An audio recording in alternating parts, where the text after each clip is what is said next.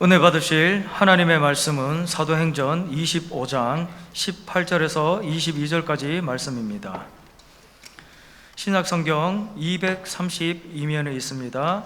사도행전 25장 18절에서 22절까지 말씀입니다.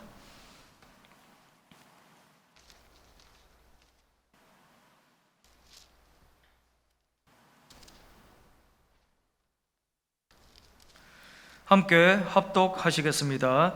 원고들이 서서 내가 잠잠하던 것 같은 악행의 혐의는 하나도 제시하지 아니하고 오직 자기들의 종교와 또는 예수라 하는 이가 죽은 것을 살아있다고 바울이 주장하는 그 일에 관한 문제로 고발하는 것뿐이라. 내가 이 일에 대하여 어떻게 심리하는지 몰라서 바울에게 묻되 예루살렘에 올라가서 이 일의 신문을 받으려느냐 한즉 바울은 황제의 판결을 받도록 자기를 지켜주기를 호소하므로 내가 그를 가이사에게 보내기까지 지켜두라 명하였노라 하니 아그리빠가 베스도에게 이르되 나도 이 사람의 말을 듣고자 하노라. 베스도가 이르되 내일 들으시리이다 하더라. 아멘. 오늘 저는 본문 말씀을 중심으로 십자가의 능력이라는 제목으로 하나님 말씀 나누기 원합니다. 같이 한번 해보실까요? 십자가의 능력. 제가 처음 전도사가 된 것이 1996년도였습니다. 한 24, 5년 전에 전도사가 돼서 이민교회에서 3, 4년 사역을 하다가 대학원에 진학을 했습니다. 제 옆에 앉은 짝꿍이 저에게 와서 쉬는 시간에 조용히 물어보는 거예요. 김영훈 전사님, 네, 십자가의 도에 대해서 들어봤습니까? 너무나 귓속말로 물어보시길래 그때는 뭐가 유행했냐면 전철역에서 앞으로 나가면 사람들이 굉장히 잘생기셨네요, 도에 대해서 들어보셨습니까? 이런 걸 많이 물어볼 때입니다. 그래서 십자가의 도 얘기를 하길래 아니 이분이 이단인가. 제가 전도사로서 십자가 설교만 해도 굉장히 많이 했을 텐데 무슨 십자가의 도를 이렇게 얘기하나. 그런데 이제 그분과 함께 제스펜 루이스라든가 잔 느기영 그리고 십자가에 관련된 책들을 읽어 나가면서 그렇게 많이 울었던 기억이 납니다. 둘이 그냥 십자가 얘기만 해도 엉엉 울고 함께 예배를 드렸던 기억이 있습니다. 지금 그분은 우리 교회에서도 강사로 오셨던 바로 지용훈 목사님이십니다. 미국 뉴욕에서 그 십자가 들고 거리 전도하는 걸로 유명하죠. 말씀도 아주 많이 암송하시고 하나님께 귀하게 쓰는 목사님이신데 가끔 지금도 연락을 주고받습니다. 그때 나눴던 십자가가 사실은 우리 인생에서 크리스찬 삶에서 제일 중요하다는 것이죠. 아마 사도 바울처럼 십자가를 체험한 사람이 없었을 것입니다. 그는 성경에 나는 날마다 죽노라 이야기를 했습니다. 이게 무슨 의미인가? 두 가지입니다. 첫 번째는 삶의 현실이 너무나 녹록지 않습니다. 죽이려고 그러고 암살하려는 사건들이 너무나 많으니까 나는 진짜 매일매일 죽을 수밖에 없다. 이 정말 나는 날마다 죽음을 예비하고 있다라는 고백이고요. 두 번째는 갈라디아서 2장 20절 말씀처럼 내가 예수 그리스도의 십자가와 함께 못 박혀 죽어서 이제 내가 사는 게 아니라 예수님이 내 안에 산다라는 예수와의 연합, 예수와의 일치를 이야기를 하는 것입니다. 사도 바울은 십자가를 너무나 많이 체험했습니다. 십자가의 죽음, 십자가의 고난, 과연 십자가의 이 고난과 죽음과 눈물은 오늘을 살고 있는 우리에게 어떤 능력이 될까요? 저는 크게 세 가지 말씀을 나누기 원합니다. 십자가의 능력은 첫 번째로 부활의 능력이라는 것입니다. 죽음이 없이는 부활이 없습니다. 고통이 없이는 하나님이 주시는 기쁨을 체험할 수 없습니다. 하나님 말씀하시기를 오늘도 눈물을 흘리며 씨를 뿌리는 자는 기쁨으로 단을 거둘 것이라고 말씀하셨습니다. No cross, 십자가가 없이는 no crown, 어떠한 면류관도 없다라는 것이죠. 이 3절을 오늘 본문 말씀에 읽어보면 드디어 정권이 바뀌었습니다. 이 벨렉스라고 하는 총독이 물러나고 베스도라고 하는 총독이 들어오게 되었습니다. 이 정권이 바뀌자 다시 유대인들이 꿈틀꿈틀 움직입니다.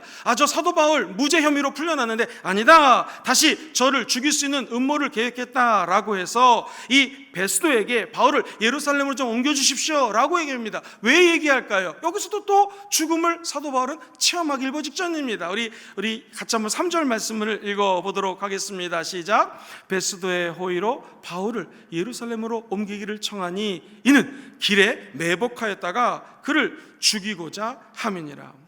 사도 바울은 이렇게 수많은 죽음의 위험을 넘어갑니다. 그래서 그가 고린도전서 1장 18절에는 이 십자가의 고난을 넘어갔던 그가 이렇게 고백을 합니다. 한번 읽어볼까요? 시작. 십자가의 도가 멸망하는 자들에게는 미련한 것이요 구원을 받은 우리에게는 하나님의 능력이라. 십자가는 사실 믿지 않는 사람들에게는 바보 같은 겁니다. 왜 연약하게 십자가를 짊어져야 되는가? 왜 교회 나올 때마다 주일 예배, 새벽 예배, 그리고 다음 주엔 특세가 있지 않습니까? 이번 주에 특세, 수요 예배, 금요체라. 왜 이렇게 바보같이 교회 나가느냐? 교회 나와서 매일 기도한다고 떡이 나오냐, 밥이 나오냐, 금정구가 아파트가 올라가고 있는데 아파트가 떨어지냐? 이런 얘기들을 할 수 있습니다. 그러나 믿지 않는 사람들에게는 십자가의 도가 멸망하는 것입니다. 바보스럽습니다. 미련합니다. 그러나 예수 믿고 구원받은 우리에게는 십자가가 능력이 되는 줄 믿습니다. 십자가의 능력은 일반 사람들이 생각하는 능력과 틀립니다. 이것은 부활의 능력과 연결이 된다는 것이죠. 이 베스토라고 하는 사람이 부임을 했습니다. 하도 주변에서 저 바울 죽여야 됩니다. 죄가 많습니다.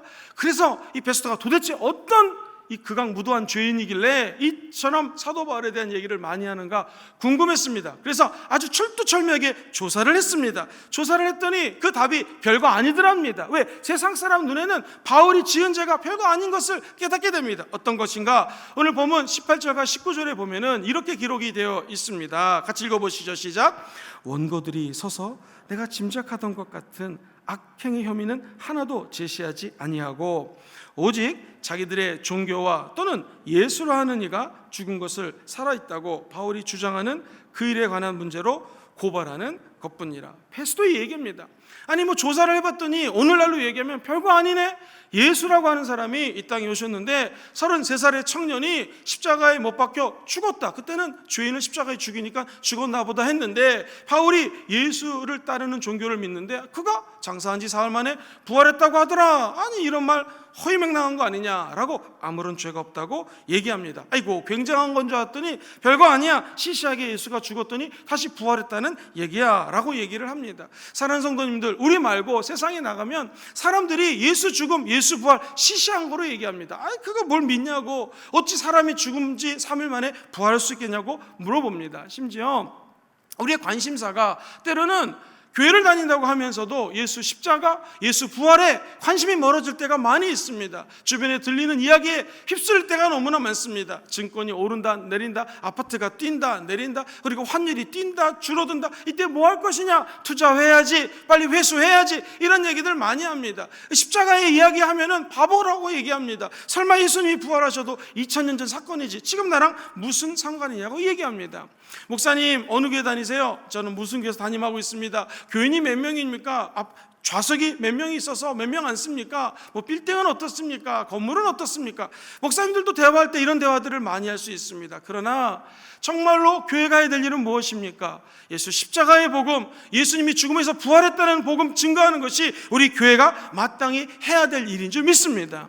예전에 한번 미국에서 부흥하는 교회들을 철저히 조사한 적이 있었습니다. 특징 4가지가 있었습니다. 첫 번째, 미국의 경우 부흥하는 교회의 첫 번째 특징은 성령이 강하게 역사하더라. 즉 오순절주의자들 교회가 엄청나게 부흥을 한다라는 것이었습니다. 두 번째는 그들이 부흥하는 교회 찬양이 다른 교회와 틀리더라. 열정적이고 뜨겁더라. 세 번째, 소그룹이 활성화되더라는 것입니다. 미국의 경우 부흥하는 교회들의 공통점은 네 번째, 오히려 젊은 사람들이 교회로 몰려들더라. 다음 세대들이 부흥되더라 라는 조사 결과를 나왔습니다. 사랑하는 성도님들, 이 결과 비춰보면 한번 생각해 보십시오. 이 4가지 결과가 사실 따지고 보면 전부 다 예수님이 부활의 은혜라는 것입니다. 예수님이 부활하시고 제자들에게 승천하시면서 말씀하십니다. 예수님이 정치적으로 온 것이 아니라 하나님의 나라가 정치적으로 도래하는 것이 아니라 그것은 아버지 손에 맡겼으니 너희들은 예루살렘을 떠나지 말고 아버지의 약속하신 것 보혜사 성령님이 임재할 때까지 기도하라는 것입니다. 500명이 이 예수님의 말씀을 들었는데 실제로는 120명만 기다리며 기도했습니다. 그때 성령이 임하게 되었고 초대교회 성령의 역사로 교회가 부흥하고 하나님의 말씀이 왕성해졌다라는 것이죠. 그렇다면 부흥하는 교회의 특징, 성령이 임한다. 이것은 예수님의 부활 사건 이후에 하나님이 성령을 부어주신 것입니다. 그러므로 부활하신 예수 그리스도께서 아버지의 영, 예수의 영, 성령을 부어주셨기에 오늘날 당연히 부활을 의지하고 예수님의 부활을 높이는 교회들마다 성령 충만할 수밖에 없는 것이죠. 부흥하는 교회가 찬양이 뜨겁다? 당연합니다. 부활하신 예수님을 만났는데 어찌 그냥 습관적으로 박수를 이렇게 치겠습니까? 기뻐서 부활하신 예수님을 찬양하지 않겠습니까? 마치 다윗이 자기 속옷이 벗겨지는 줄을 모르고 춤을 추면서 찬양하듯이 당연히 성령이 임하고 부활하신 예수를 만난 사람들은 가만히 있지 못합니다. 뜨겁게 울부짖으며 기뻐하며 눈물을 흘리며 감회 속에 찬양하게 되는 것이죠. 부흥하는 교회가 소그룹이 잘 된다. 소그룹의 역동성은 생명력입니다. 생명이 있는 사람은 가만히 있지 못해요. 교회 예배 나와서 은혜 받고 집에 가면 가만히 있지 못합니다. 가정에서 친구들과 소그룹으로 만나서 같은 동네 사람들이 모여서 또 예배를 드리는 거, 이게 원래 구역 모임 아니겠습니까? 홈 미팅 왜 생겼습니까? 성령의 은혜 받고 가만히 있지 못하는 거예요. 그리고 모여서 소그룹으로 왜 모입니까? 간증하고 은혜 받은 거 나누다 보니 소그룹이 잘 될 수밖에 없는 것이죠. 결국 부활하신 예수를 만난 사람은 모일 수밖에 없다라는 것입니다. 안타깝게도 코로나19로 우리가 모이기가 힘듭니다. 그러면 카톡으로 전화로 얼마든지 소그룹으로 만나 예배를 드리며 하나님의 복음을 나눌 수 있다는 것이죠. 당연히 부활을 만난 사람들은, 그 교회들은 소그룹이 활성화될 수밖에 없다는 것입니다. 자, 부활한 것을 체험하면 당연히 젊은 사람들이 모일 수밖에 없습니다. 일찍이 우리 하나님은 요엘 선지자를 통하여 2장에 하신 말씀을 사도행전 2장 17절에 바로 인용을 하면서 베드로가 설교할 때 하는 말입니다. 이제 마지막 때에는요, 만민에게 내 영을 부어주리니 자녀들은 예언할 것이요 청년들은 환상을 보고 심지어 아비들은, 늙은이들은 꿈을 꾸리라고 말씀하십니다. 성령이 임하고 부활하신 예수가 역사하면 자녀들이 예언하고 청년들은 환상을 보고 영적으로 모든 성도들에게 하나님의 꿈과 비전이 임하게 되어 있다는 것이죠. 그러므로 부활하신 예수가 있는 곳에는 청년들이, 다음 세대들이 몰려올 수밖에 없다는 것입니다. 사랑하는 성도님들, 우리 교회가 예수 부활의 능력으로 이런 교회가 되기를 주의 이름으로 축원드립니다. 결국에 핵심을 가지고 논의가 시작되어야 됩니다. 포인트는 무엇인가? 사람이 많이 모이는 것, 질병이 있는 것, 코로나19가 활개를 치는 것 아닙니다. 부활하신 예수가 역사하면 그 부활하신 예수님 때문에 능력이 나타나게 되어 있습니다. 사방으로 우겨쌈을 당한 것 같고 코로나가 전 열방을 휩쓰는 것 같지만 우리에게는 소망이 있습니다. 그것은 예수 십자가의 죽음이 부활의 능력으로 연결됐다는 것이요, 살아나는 교회, 살아나는 성도, 부활하신 예수 그리스도와 함께 우리는 이 땅에서 부활의 능력으로 살아가게 될 줄 믿습니다. 영국에 아주 똑똑한 변호사가 있었습니다. 일반 법조인보다 공부를 많이 한 유명한 변호사였습니다. 프랭크 모리슨이라고 하는 이 변호사가 철저한 무신론자였습니다. 사람들이 교회 다닌다고 얘기를 하는데 다 믿을 수 없는데 특별히 이 부활했다고 하는 말은 믿을래야 믿을 수가 없더랍니다. 해서 이 젊은 변호사가 학자의 마음으로 철두철미하게 조사를 합니다. 부활은 허구다, 믿지 말아라 라는 논지로 글을 쓰기 시작합니다. 수많은 책들을 읽었습니다. 도서관에서 엄청나게 많은 책들을 봤습니다. 전문가의 견해들을 들었습니다. 여러 신학교 논문들을 다 펼쳐놓고 읽었습니다. 심지어 신학교 교수들과 엄청나게 논쟁했습니다. 그의 연구 결과 부활은 사실이라는 것을 깨닫게 되었습니다. 그리고 그가 예수를 믿게 되었습니다. 그리고 그가 쓴 책이 그 유명한 누가 돌을 옮겼나라고 하는 책입니다. Who moved the stone? 그 돌을 옮긴 것은 사람이 아니라 하나님이 옮기셨고, 부활은 하나님의 아들 예수가 이 땅에 오셔서 부활했다라고 하는 부활 사건을 적은 책이 바로 저 누가 돌을 옮겼나라는 책입니다. 예수 그리스도의 부활의 사건을 이론적으로 따져본다고 해도 사실 논리적으로 이해하기 어렵습니다. 그러나 한 젊은 변호사가 공부하고 논리적으로 따져봐도 부활은 사실입니다. 예수 그리스도는 죽음에서 부활하셨습니다. 이 세상에 많은 종교가 있어요. 그러나 부처님도 무덤이 있습니다. 모하메드도 무덤이 있습니다. 그러나 예수님은 무덤이 없습니다. 누가 돌을 옮겼습니까? 하나님이 옮기셨습니다. 예수님은 죽음에서 부활하신 분이십니다. 그러므로 세상 종교와 기독교는 아예 틀립니다. 기독교는 생명의 종교라는 것이죠. 이 젊은 프랭크 모리슨은 처음 의도와는 반대로 부활의 확실성을 오히려 책을 통하여 사람들에게 알리는 역할을 했다라는 것입니다. 오늘날 이 베스토 총독처럼 예수 죽음, 예수 부활 사건은 아무것도 아니라고 얘기합니다. 그러나 우리 크리스천들은 틀립니다. 부활의 능력이 우리를 살리게 합니다. 자꾸 우리의 관심이 흐트러지는 것을 막을 수 있는 것은 예수 그리스도의 부활로 다시 초점을 옮기시게 되기를 주의 이름으로 축원합니다. 믿음의 주여, 온전케 하신 예수를 바라보라. 예수님은 십자가의 고난을 참으셨고 십자가 뒤에 있는 부활의 즐거움을 보셨기에 그 고난을 참을 수 있었습니다. 그렇다면 우리도 지금 코로나19 때문에 혹은 사업상, 경제적으로, 가정의 문제, 자녀의 문제, 또 부모님이 아프신 분들이 많이 있습니다. 심장질환으로 말미암아 병원에 갔더니 스탠드를 의사가 5개를 갑자기 받고, 알고 봤더니 또 폐병이 도지고, 이런 상황 속에서 우리 희망이 뭐겠습니까? 우리 희망은 오직 예수 그리스도의 부활의 능력인 줄 믿습니다. 그분이 역사하시면 모든 질병도 하나님의 생명력으로 점철되게 될 것입니다. 단순히 조직세포 몇 개가 살아나는 것이 아니요, 부활의 능력은 우리의 삶을 재창조의 세계로 들어가는 혁혁한 변혁이 예수 그리스도의 부활의 능력 가운데 있다라는 것입니다. 사랑하는 성도님들, 어렵고 힘들 때에 좌절하지 마십시오. 예수 그리스도의 부활의 능력을 끝까지 믿으시고 입술로 선포하실 때 부활하신 예수님이 저와 여러분들을 건지시는 은혜를 허락하여 주실 것입니다. 두 번째로, 십자가의 능력은 기다림의 능력입니다. 예수 그리스도의 십자가의 능력이 임하는 곳마다 나타나는 능력이 있습니다. 그것은 바로 기다림의 능력입니다. 많은 사람들이 놓치고 있는 것이 이 기다림의 능력입니다. 십자가의 복음이 들어가는 곳마다 기다릴 줄 알게 됩니다. 사도 바울은 무려 2년 동안이나 감옥에서 기다립니다. 그 장면이 사도행전 24장 27절에 이렇게 기록이 되어 있습니다. 같이 읽어봅니다. 시작. 이태를 지나서 보르기오 베스도가 바울을 구류하여 두니라. 가이사라에 바울이 몇 년 동안 갇혀 있었습니까? 2년 동안 옥살이합니다. 그러나 십자가의 능력은 무엇인가요? 십자가의 능력은 이 옥살이하는 2년 동안을 인내할 수 있게 합니다. 기다릴 수 있게 합니다. 왜 그럴까요? 사도 바울은 사명이 있었습니다. 나는 저 로마에 가서 복음을 증거해야 된다는 사명을, 하나님이 밤에 나타나서 너는 걱정하지 말아라, 네가 알고 있는 복음을 증거해라, 너는 결국에 로마에 가서 복음을 증거할 거라는 주의 음성, 사명이 있었기에 이 기다림의 시간을 극복할 수 있었다는 것입니다. 우리도 마찬가지입니다. 십자가의 능력은 무엇인가? 우리에게 사명을 줍니다. 사명을 받은 사람들은 어렵고 힘들고 화가 나고 분이 나도 기다릴 수 있습니다. 왜 그럴까요? 우리에게는 사명 다하는 날까지 하나님은 우리의 생명을 거둬가지 않기 때문입니다. 어떤 사업하는 분의 이야기가 기억이 납니다.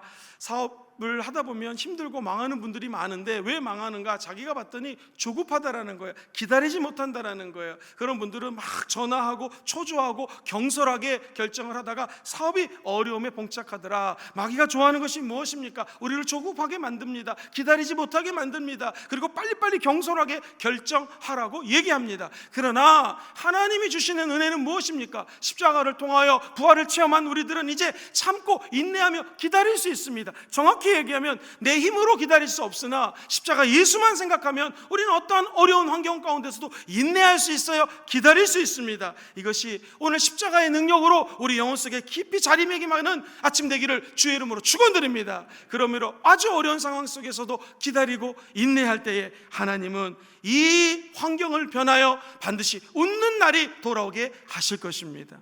몇 가지 예를 들어 드리겠습니다. 오늘날 세계적으로 유명한 여자 작가가 있습니다. 그리고 굉장히 아주 부유한 작가로 크게 성공을 하신 분입니다. 세계 최고 갑부 작가로 불리우는 이 조앤 롤링이라고 하는 분이 있어요. 이분이 글을 열심히 썼습니다. 그랬더니 첫 번째 출판사에 갔더니 아이고 이거는 뭐 말도 안 되기 때문에 출판해봤자 안 됩니다. 거절당했습니다. 두 번째 또 거절, 세 번째 또 거절, 10번째 또 거절, 11번째 또 거절, 12번째 또 거절을 됐습니다. 출판사로부터 12번이나 거절을 당했으면 아마 성격이 급하거나 조급한 사람 같았으면 원고를 불로 태웠거나 뭐 이렇게 찢어버렸겠죠. 그런데 이 여인은 참고 인내했습니다. 어느 날 이 책이 발간이 됐습니다. 우리가 잘 아는 해리 포터라고 하는 책이 바로 이 책입니다. 저 여인이 조앤 롤링이라고 하는 작가인데요. 결국 그는 얘기합니다. 내가 일찍 포기했다라면 저 해리포터 영화로도 제작이 되어 있죠. 아마 이 책은 또 이 영화는 세상에 나오지 못했을 것입니다. 사랑하는 성도님들, 우리가 어떤 일을 시도할 때 12번이 안 된다 할지라도 포기하지 마십시오. 낙심하지 마십시오. 하나님의 때에 기적이 일어나게 되어 있습니다. 이 알렉스 헤일리라고 하는 유명한 작가는 더합니다. 8년 동안에 자기가 쓴 원고가 100번이나 리젝트를 당합니다. 얼마나 힘들었겠습니까? 바로 우리가 알고 있는 뿌리, 더 루트라고 하는 작품이 바로 이 알렉스 헤일리가 쓴 우리가 잘 알고 있는 작품입니다. 결국 이것은 출판이 되었고 영화로도 나오지 않았습니까? 제가 아주 어렸을 때 영화로 TV에서 봤던 기억이 있습니다. 사랑하는 성도님들, 100번의 실패 가운데도 8년의 실패 가운데도 우리는 흔들리지 않아야 될 사실이 있어요. 그것은 예수님이 저와 여러분들을 도와주신다라는 것입니다. 나무를 하나 심어도 10년, 50년, 100년을 기다리지 않습니까? 우리가 오늘 예수 이름으로 복음의 씨앗을 이곳에 심으면 10년이 지나 50년이 지나 100년이 지나 하나님은 반드시 열매를 맺게 되어 있다는 것이죠. 그 열매를 기대하시면서 우리가 해야 될 일은 내일 지구의 종말이 와도 나무를 심는 것이요, 나무를 가꾸는 것이요, 새싹들을 돌보는 것이요, 우리가 물을 주고 나무를 심으면 자라게 하시는 분은 하나님이시라는 것입니다. 애가 성장해서 뛰어다니고 자라기까지 얼마나 힘이 듭니까? 그 시간을 기다려주면 아이는 이제 초등학생, 중학생, 고등학생으로 자라는 것처럼 우리에게는 기다림이 필요하다는 것이죠. 엄마가 뱃속에 아기를 잉태했습니다. 태중에 아이가 있어요. 근데 아이가 너무나 성격이 급해가지고 엄마 저 3개월 만에 나갈래요. 큰일 납니다. 6개월 만에 나갈래요. 이 문제 있습니다. 10달 있어야지 안전하게 엄마 뱃속에서 나온다라는 것이죠. 우리에게도 이러한 기다림이 있습니다. 창세기에 보면은 아무 잘못한 것도 없는데 감옥에서 오늘 사도 바울과 똑같이 2년 동안 갇혀 있었던 인물이 있습니다. 요셉입니다. 그 2년 동안 억울하고 분이 나고 화가 났지만 그는 한 번도 성경에 화가 났다, 열받았다, 분낸 대로 결정했다라는 말이 없습니다. 그건 왜 그랬을까요? 기다릴 줄 알았기 때문에 그렇습니다. 하나님의 꿈이 있는 자는 기다릴 줄 안다라는 것입니다. 어떤 분이 책에다 이렇게 적었습니다. 하나님의 때를 기다릴 수 있어야 된다. 하나님의 때는 리듬과 같다라는 거예요. 하나님의 박자와 같다라는 것입니다. 내가 박자가 있습니다. 내 리듬이 있습니다. 내 리듬대로 사는 것이 아니라 하나님의 리듬 앞에 나를 맞추는 기다림의 시간이 있다는 것이죠. 사람들도 박자가 있습니다. 사람들의 리듬이 있어요. 이 세상 사람들의 패턴, 이 세상 사람들의 리듬에 나를 맞추는 것이 아니라 나는 저 하늘에서 오는 하나님의 리듬에 박자를 맞추기 위해서는 기다려야 된다는 것입니다.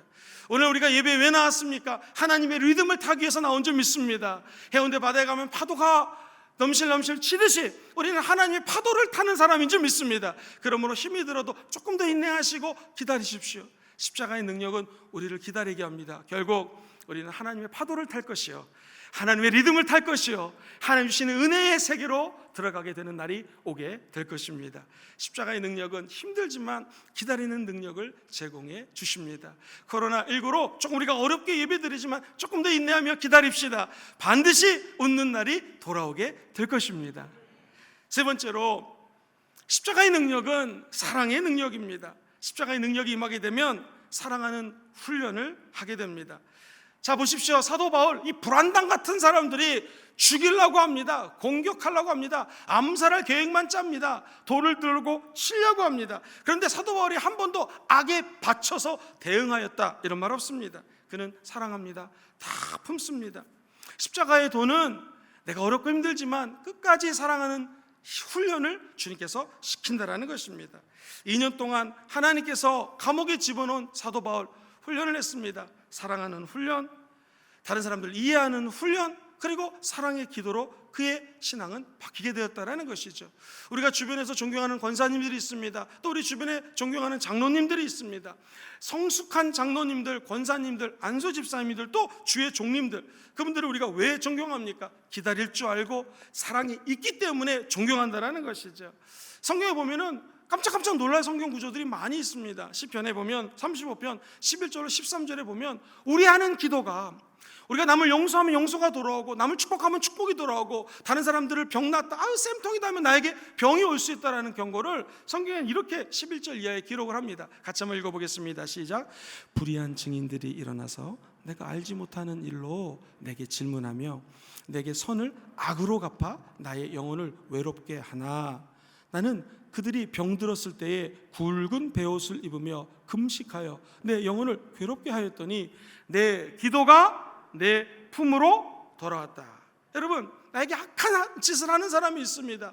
그러나 악한 짓을 하는 사람 때문에 내가 고통받고 내가 신음하면 나에게 병이 올 수도 있어요. 그러나 그 악한 사람을 축복하고 하나님 그 병이 낫게 도와주세요라고 기도하면 이게 웬일입니까? 내가 했던 기도가 오늘 말씀 그대로 나에게 다 돌아온다라는 것입니다.